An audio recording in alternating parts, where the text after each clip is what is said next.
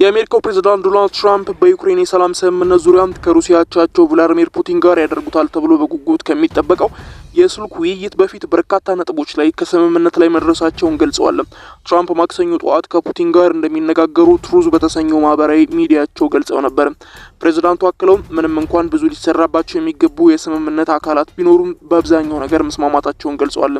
እያንዳንዷ ሳምንት ከሁለቱም ወገኖች ከ2500 በላይ ወታደሮች ይቀጠፉበታል ብለው የገለጹት አገላለጽ ይህም ማብቃት አለበት ሲሉ ተናግረዋል። ከፕሬዝዳንት ፑቲን ጋር በሚደረገው የስልክ ውይይት በጣም በጉጉት ተጠብቀዋል ሲሉም ገልጸዋል። ዶናልድ ትራምፕ ቀደም ሲል ለጋዜጠኞች የሰላም ስምምነት ላይ የተኩስ አቁም ላይ መድረስ እንችል ይሆን፣ ሰላም ማምጣት እንችል ይሆን፣ እናም ደግሞ ይህንን ማድረግ እንችላለን ብለው ሲናገሩ ተደምጠው ነበረ። የዩክሬኑ ፕሬዝዳንት ቮሎዲሚር ዜሌንስኪ ሰኞ ምሽት ባደረጉት ንግግራቸው ፑቲን ጦርነቱን አራዝመውታል ሲሉ ገልጸውት ነበር። ይህም ምክረ ሀሳብ ከረጅም ጊዜ በኋላም ተግባራዊ ሊሆን ይችል ነበር ያሉት ሚኒስትሩም በጦርነት ውስጥ እያንዳንዷን ቀን የሰው ሕይወት እየጠፋ ይገኛል ሲሉ ገልጸዋል። በትራምፕ አስተዳደር ወገንም እስካሁን ድረስ የተኩስ አቁም ውይይቱ ምን ደረጃ ላይ እንዳለ ወጥነት የሌላቸው መረጃዎች ሲሰጡ ቆይቷል። የአሜሪካ የውጭ ጉዳይ ሚኒስትር ማርኮም ከዩክሬን ባለስልጣናት ጋር ከተገናኙ በኋላ እንደተናገሩት ከሆነ ውይይቱም ጠቅለል ባለመልኩ የድርድር ሂደት ምን ይመስላል የሚለውን እንጂ የተደረገ እንጂ ነጥብ በነጥብ የተደረገ ውይይት እንዳልነበረ ገልጸዋል። ሞስኮ ውስጥ ሐሙስ ዕለት ከፑቲን ጋር የተገናኙት የዩናይትድ ኪንግደም ተወካይ እንደዚሁም ደግሞ ሌሎችም ባለስልጣናት በጉዳዩ ዙሪያ ቁጥብ መረጃዎችን ሰጥተዋል። ይህ በእንዲህ እንዳለ እንግሊዝና ፈረንሳይ ፑቲን ከዩክሬን ጋር የሰላም ስምምነት ላይ መድረስ የፈለጉ ከሆነ እንዲያረጋግጡ ጠይቀዋል። የፈረንሳዩ ፕሬዝዳንት ኢማኑኤል ማክሮን እንደዚሁም ዜሌንስኪ የተኩስ አቁም ሀሳብ ላይ በመስማማት ያሳዩትን ድፍረት አድንቀው ሩሲያ ተመሳሳይ እርምጃ ልትወስድ ይገባል ሲሉ ገልጸውታል። ሞት በቃም፣ በህይወት ብዙ ህይወቶች ጠፍተዋል፣ በቂ ውድመት ደርሷል፣ አፈሙዞች ዝም ማለት አለባቸው ሲሉ ማክሮን በኤክስ ገጻቸው ገልጸውታል። የዩናይትድ ኪንግደም የውጭ ጉዳይ ሚኒስትር እንደሚናገሩት ከሆነ ደግሞ ፑቲን ሙሉ ቅድመ ሁኔታዎች የሌለው የተኩስ አቁም ስምምነት ላይ መድረስ ይኖርባታል ሲሉ ገልጸዋል።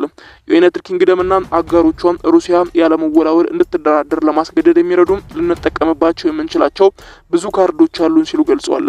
ዋይት ሀውስ ትራምፕ እንደዚሁም ፑቲን ከሚያደርጉት የስልክ ውይይት አስቀድመው የሩሲያ ሰላም እንዳሁኑ ቀርቦ አያውቅም፣ እንደዚሁም በዩክሬን ያለው ሁኔታ ሊረግብ ይችላል ሲሉም ገልጸዋል። ንግግሮቹ ምን ሊሸፍኑ ይችላሉ የሚሉ ጥያቄዎች ከዚሁ እየተነሱ ይገኛሉ። በሩሲያ በዩክሬን ድንበር ላይ የሚገኙ የኃይል ማመንጫዎች እንደዚሁም በጉዳዩ ላይ ከዩክሬን ጋር መወያየት ይኖርብናል፣ እናም ነገ ከፑቲን ጋር በስልክ እንወያያለን ሲሉ ተደምጠው ነበር። እንደ አውሮፓውያን አቆጣጠር ከመጋቢት 2022 ጀምሮ በሩሲያ ቁጥጥር ስር የሚገኙ ትልልቅ የሩሲያ እንደዚሁም በዩክሬን ቁጥጥር ስር ይገኙ የነበሩ ትልልቅ የኃይል ማመንጫዎች በአካባቢ በሚደረጉ ጦርነቶች የተነሳ የኒውክሌር አደጋ ሊያስከትሉ ይችላሉ የሚል ጥያቄዎች ሲያስነሱ ቆይተዋል። ውርለት የተኩስ አቁም ድርድሩ ምን አይነት ነጥቦች ታሳቢ እንደሚደረጉበት የተጠየቁት ትራምፕ ስለ መሬት እንነካለን፣ እንደዚሁም ስለ ኃይል ማመንጫዎች እንነጋገራለን፣ አንዳንድ ሀብቶችን በመከፋፈል ዙሪያ እንወያያለን ሲሉ ተደምጠዋል። የክሬምሊን ቃል አቀባይ ዲሚትሪ ግን ሁለቱም መሪዎች ስለሚወያዩበት ጉዳይ በተጠየቁበት ዕለትም ይህ በጭራሽ እንደማይደረግ ዝርዝር ነጥቦችን ሳያነሱ አልፈዋል። ፑቲን ቀደም ሲል የተኩስ አቁም ስምምነት እንደሚደግፉ ተናግረው ሰላም ለማስፈን የሚያስችሉ ቅድመ ሁኔታዎችን በዝርዝር እንደሚያስቀምጡ ገልጸዋል።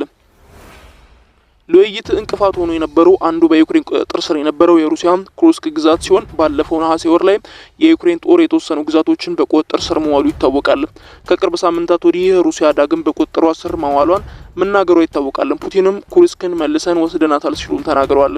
በተጨማሪም የተኩስ አቁም ስምምነቱ በምስራቅ ጦር ግንባር ላይ እንዴት ቁጥጥርና ክትትል እንደሚደረግበት በመጥቀስ በርካታ ነጥቦች ላይ እንወያያለን። ከነዚህ መካከል በግዛቱ እንደዚሁም የኔቶ ወታደሮች እንዳይገቡ የሚለው ሌላኛው ጥያቄ እንደሆነ ታውቋል። ባለፈው ሳምንት እንደዚሁም ባሳለፍናቸው ወራቶች ስለታሰበው የሰላም ድርድር በዩክሬንና በአሜሪካ ተወካዮች መካከል በሳዑዲ አረቢያ ተደጋጋሚ ውይይቶች ሲደረጉ ቆይተዋል። የሁለቱ ሀገራት ተወካዮች ለሰዓታት በዝግ ከተወያዩ በኋላ ለ30 ቀናት የሚቆዩ የተኩስ አቁም ሀሳቦች ላይ መስማማታቸው ይታወቃል።